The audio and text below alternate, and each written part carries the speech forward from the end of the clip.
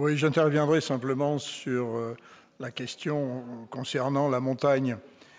Nous n'avons pas pour habitude de prendre pour pain béni les rapports de la Chambre régionale des comptes, souvent empreints de la logique austéritaire, sur les fourches codines des injonctions européennes en matière de déficit budgétaire.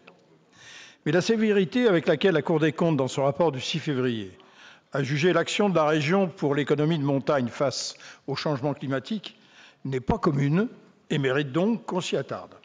Dans ses observations définitives, la CRC énonce ainsi quelques critiques. Une participation aux politiques de massif, mais sans programmation financière spécifique. Une action régionale trop centrée sur la sécurisation de l'enneigement des stations. La faible prise en compte des données climatiques lors de l'instruction des dossiers. Un manque de suivi des aides.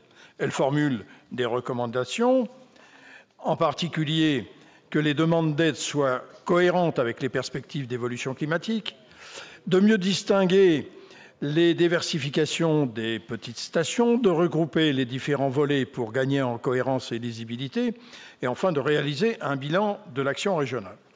Gardons-nous des caricatures et des postures. Ce rapport pose des questions. Il mérite un examen qui fasse encore progresser, c'est ça l'important, les nécessaires réflexions et actions face au réchauffement climatique, dont l'impact va à grande échelle et à brève échéance modifier toutes les activités humaines, en priorité dans nos territoires de montagne, centrés sur les pratiques de masse liées à la neige.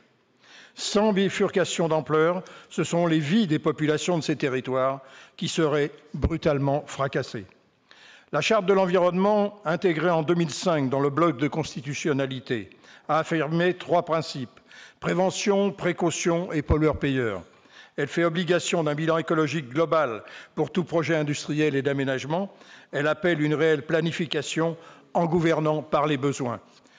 On y est. C'est bien maintenant que les innovations et les moyens les plus conséquents doivent être engagés pour une nouvelle offre touristique réorientée sur le tourisme lent rural, pour assurer une vraie bifurcation de nos activités de montagne. Pour nous y aider, des travaux scientifiques existent et des documents peuvent ouvrir des pistes, sans jeu de mots.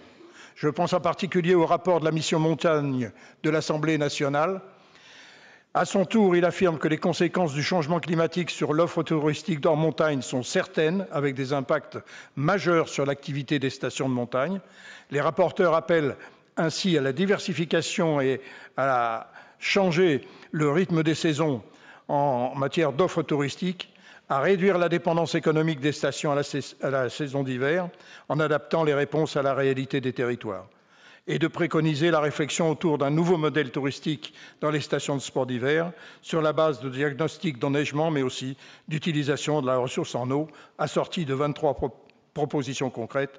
On pourrait s'en inspirer au travail. Merci, Monsieur Guillaumin.